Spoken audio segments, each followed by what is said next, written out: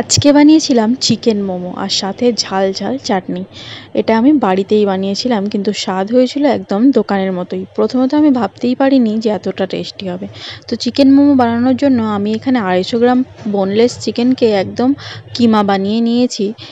আর তার সাথে মিশিয়ে দিয়েছি আদা, রসুন, পেঁয়াজ, গাজর, কাঁচা লঙ্কা কোচানো, একদম মিহি করে কোচানো। আর তার মধ্যে দিয়ে দিয়েছি পাতিলেবুর রস, 1 চা চামচ নুন, একটু গোলমরিচ গুঁড়ো, সয়া সস আর 2 চামচ তেল দিয়ে ভালোভাবে এটা হাত দিয়ে মেখে রেখে দিতে হবে আধ ঘন্টার জন্য। তারপর আমি ময়দাটা মেখে নিয়েছি অল্প পরিমাণ নুন, 2 চামচ সাদা তেল দিয়ে। জল দিয়ে আস্তে আস্তে মেখে নিতে হবে।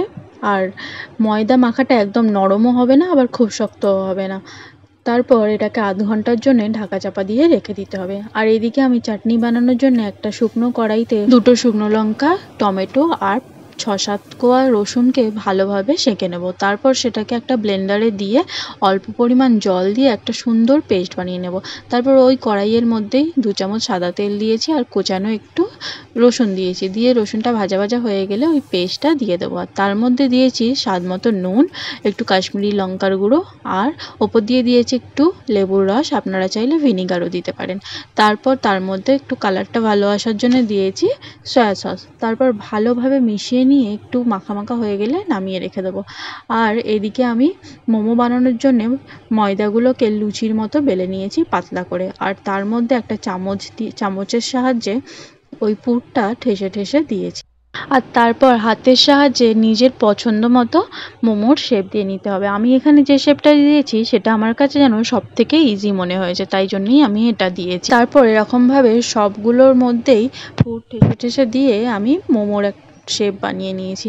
চাইলে অন্যরকমও শেপ দেওয়া যেতে পারে, যার যেটা পছন্দ সেরকম শেপ দিতে পারেন। তারপর সবগুলো মোমো রেডি হয়ে গেলে আমি একটা ফুটো ফুটো থালার মধ্যে, মানে যে থালাগুলোতে আর কি জল ঝরিয়ে আলু পেঁয়াজ কাটার পর রাখতে দিই, সেই থালার মধ্যে একটু তেল মাখিয়ে নিয়েছি, সাদা তেল। তারপর প্রত্যেকটা মোমোকে তার মধ্যে সাজিয়ে দিয়েছি। আর আগে থেকেই আমি একটা ডেচকির মধ্যে জল গরম হতে দিয়েছিলাম। জলটা ফুটে উঠলে তার মধ্যে ওইটা মোমোগুলো দিয়ে ঢাকা চাপা দিয়ে ভাপিয়ে নেব। তারপর আধ ঘন্টা মতো পর রেডি হয়ে যাবে মোমো। আর এই চাটনির সাথে খেতে কিন্তু খুবই দারুণ হয়েছিল। আপনারাও বানিয়ে দেখবেন। আর কেমন লাগলো সেটা অবশ্যই কিন্তু কমেন্টে জানাবেন।